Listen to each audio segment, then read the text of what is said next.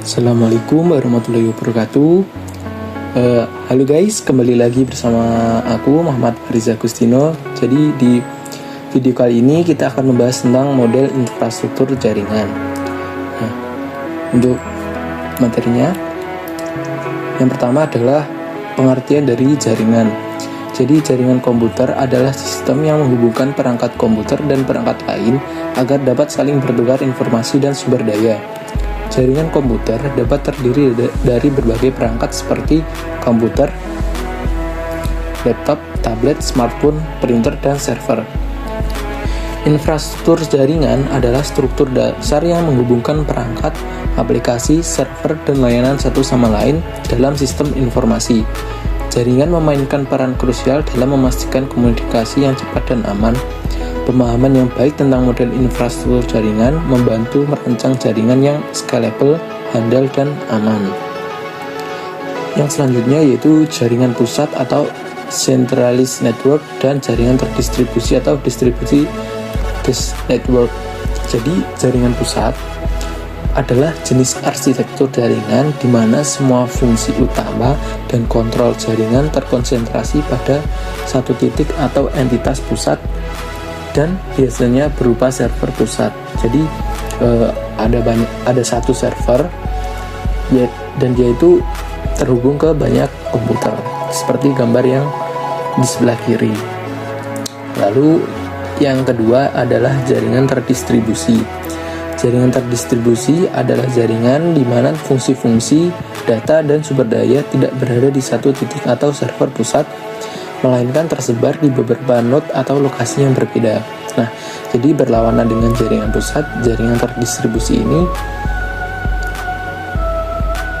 data atau servernya itu terpisah, tersebar di beberapa node seperti itu. Nah, untuk pembahasan yang ketiga adalah pembagian tipe jaringan berdasarkan cakupan. Jadi berdasarkan cakupannya, tipe jaringan itu dibagi menjadi 4. Yang pertama itu PAN, Personal Area Network, yaitu jaringan yang mencakup area kecil seperti di sekitar satu orang atau beberapa meter dari pengguna. PAN biasanya digunakan untuk menghubungkan perangkat pribadi seperti smartphone, laptop, tablet, atau perangkat wearable. Yang kedua itu LAN atau Local Area Network. Jadi LAN adalah jaringan yang menghubungkan komputer dan perangkat dalam area terbatas seperti rumah, kantor, atau gedung. LAN memungkinkan perangkat untuk berbagi sumber daya seperti printer, file, dan internet. Yang ketiga ada MAN atau Metropolitan Area Network. MAN adalah jaringan yang mencakup area perkotaan atau kampus yang lebih besar dari LAN tetapi lebih kecil dari WAN. MAN menghubungkan beberapa LAN yang terletak di berbagai lokasi dalam satu kota atau wilayah geografis yang lebih besar. Nah, untuk yang keempat adalah WAN atau Wide Area Network. WAN adalah jaringan yang mencakup area geografis yang sangat luas seperti negara atau bahkan benua. Jadi WAN ini sedunia itulah hitungannya. Nah, yang selanjutnya adalah perbedaan antara internet dan intranet. Jadi internet adalah jaringan global yang menghubungkan jutaan perangkat di seluruh dunia melalui protokol komunikasi standar yang disebut TCP/IP. Internet memungkinkan perangkat untuk saling berkomunikasi, berbagi data, dan mengakses berbagai layanan online seperti web, email, media sosial, dan lain-lain. Sedangkan intranet adalah jaringan komputer internal yang hanya bisa diakses oleh pengguna tertentu dalam organisasi atau perusahaan. Internet sendiri menggunakan teknologi jaringan yang sama dengan internet, tetapi cakupannya terbatas dan aksesnya biasanya dibatasi oleh firewall. Jadi, internet ini dirancang untuk membagikan informasi dan sumber daya secara aman di dalam organisasi. Nah, untuk selanjutnya yaitu pembagian jaringan berdasarkan cara membangunnya. Ada dua, yang pertama adalah ad hoc. Jadi jaringan ad hoc adalah jaringan yang dibangun secara langsung antara perangkat ke perangkat tanpa menggunakan perangkat lainnya seperti router atau access point. Jadi setiap perangkat dalam jaringan berfungsi sebagai node yang dapat saling berkomunikasi secara langsung. Untuk yang kedua yaitu infrastruktur. Jadi jaringan infrastruktur adalah jaringan yang menggunakan perangkat perantara seperti access point atau router untuk menghubungkan perangkat-perangkat dalam jaringan. Access point bertindak sebagai pusat komunikasi, mengatur dan menghubungkan perangkat yang ada di dalam jaringan. Seperti itu. Nah, jenis jaringan berdasarkan konektivitasnya juga dibagi menjadi dua macam, yaitu wired network atau jaringan yang berkabel dan wireless network atau jaringan nirkabel. Untuk jaringan berkabel sendiri adalah jaringan yang menggunakan media transmisi fisik berupa kabel untuk menghubungkan perangkat-perangkat jaringan.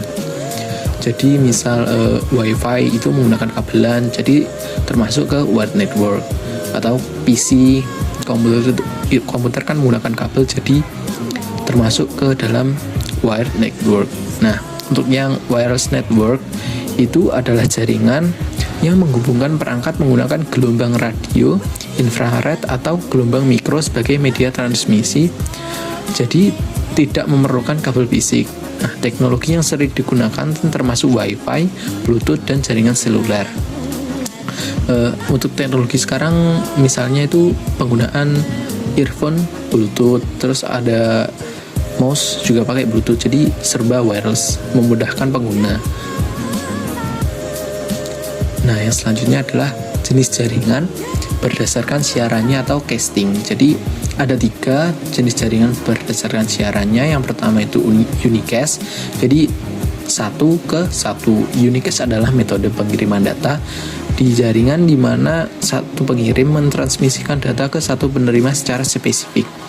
Jadi satu paket data dikirim dari suatu perangkat ke satu perangkat tujuan yang ditentukan oleh secara unik, misalnya alamat IP.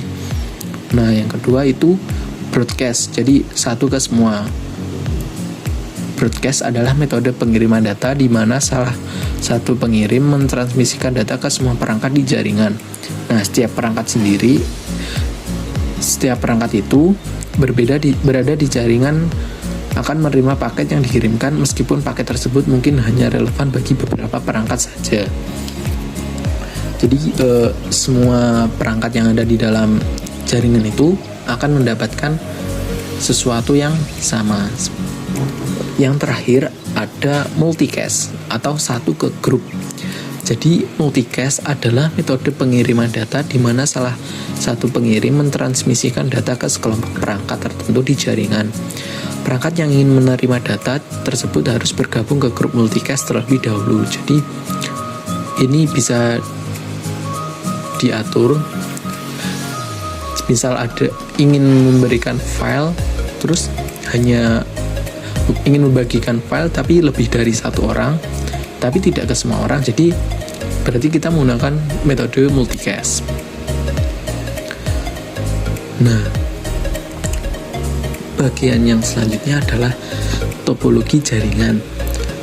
Topologi jaringan adalah cara menghubungkan komputer dengan komputer lainnya baik secara kabel maupun nirkabel. Topologi ini menggambarkan bagaimana node-node dalam jaringan saling terhubung secara fisik atau bagaimana data mengalir di antara perangkat-perangkat tersebut.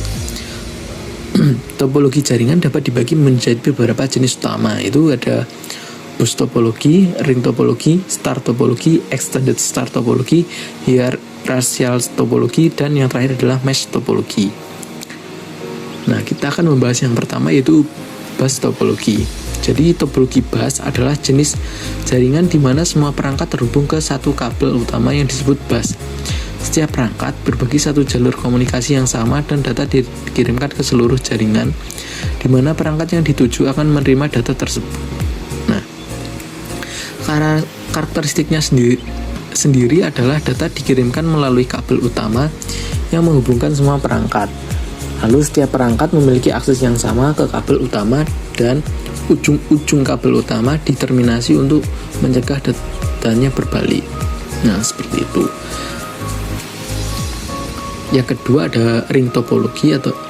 Pada topologi ring, semua perangkat di jaringan terhubung dalam bentuk cincin atau lingkaran. Setiap perangkat terhubung ke dua perangkat lainnya, satu di sebelah kiri dan satu di sebelah kanan. Data bergerak dalam satu arah atau searah jarum jam sampai mencapai perangkat tujuan. Karakteristiknya adalah setiap perangkat terhubung ke perangkat lain secara seri membentuk lingkaran. Data bergerak dari satu perangkat ke perangkat lain melalui jalur melingkar. Yang terakhir dapat beroperasi secara unidirectional satu arah atau bidirectional dua arah. Jadi nggak melulu searah jarum jam, jadi bisa berlawanan. Yang ketiga ada star topologi atau topologi bintang ya. Jadi semua perangkat terhubung ke perangkat pusat seperti hub, switch, atau router. Perangkat pusat bertindak sebagai pengatur lalu lintas komunikasi di jaringan. Dengan karakteristiknya adalah semua perangkat terhubung langsung ke satu perangkat pusat. Perangkat pusat berperan sebagai pengatur lalu lintas data. Jika salah satu perangkat gagal, jaringan tetap berfungsi, tetapi jika perangkat pusat yang rusak, seluruh jaringan akan terhenti. Jadi benefitnya itu apabila ada satu perangkat yang rusak, itu tidak akan mempengaruhi kinerjanya.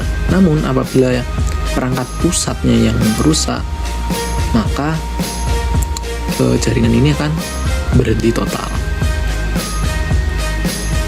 Nah, yang keempat ada extended star topologi, yaitu topologi bintang tadi yang diperluas. Nah, di mana beberapa topologi star digabungkan menjadi satu. Setiap topologi star terhubung ke perangkat pusat tambahan sehingga membentuk jaringan yang lebih besar. Untuk karakteristiknya sendiri, ya ini terdiri dari beberapa topologi star yang saling berhubungan. Setiap subjaringan star terhubung ke switch atau hub yang lebih besar. Akibatnya menciptakan jaringan yang lebih besar dengan beberapa lapisan perangkat pusat. Next, yaitu hierarchical topologi, yaitu topologi hierarki. Adalah bentuk topologi yang menggunakan struktur bertingkat, di mana perangkat-perangkat di jaringan diatur secara hierarkis. Biasanya ada satu perangkat pusat yang mengatur banyak perangkat di bawahnya, dan setiap lapisan memiliki perannya tersendiri. Untuk karakteristiknya yaitu struktur jaringan berlapis mirip dengan topologi tree. Setiap lapisan diatur secara hierarkis dengan salah satu perangkat utamanya mengendalikan lapisan yang di bawahnya. Yang terakhir mirip dengan topologi tree tetapi dengan lebih banyak fokus pada manajemen tingkat pusat. Nah, yang selanjutnya atau yang terakhir adalah mesh topologi, yaitu topologi mesh. Jadi setiap perangkat di jaringan terhubung langsung ke beberapa atau semua perangkat lain dalam jaringan. Topologi ini menyediakan banyak jalur komunikasi antara perangkat dan menciptakan redundansi dan keandalan yang sangat tinggi. Untuk karakteristiknya yaitu semua perangkat saling terhubung satu sama lain. Data dapat mengalir melalui banyak jalur, menciptakan berbagai rute alternatif. Topologi mesh biasanya berupa partial mesh atau beberapa perangkat terhubung langsung atau full mesh, yaitu semua perangkat terhubung secara langsung.